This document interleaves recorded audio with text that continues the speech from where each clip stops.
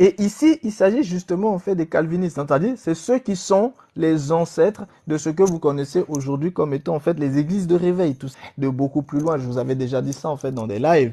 Dès le 7e siècle, il y avait déjà en fait des bases qui étaient déjà en train d'être égyptologiques. La franc-maçonnerie en fait c'était basé. Et je leur avais dit non, la franc-maçonnerie existait bien avant que l'égyptologie en fait commence à se mettre en place et, et principalement en fait de manière métaphorique, c'est parce que ce sont des bases justement en fait kabbalistiques et en fait ces aspects-là.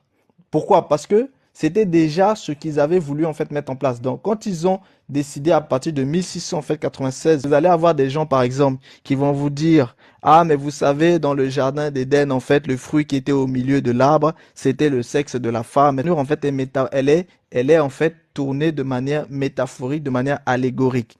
Et bien ça c'est l'héritage kabbalistique. Mais ça quand on va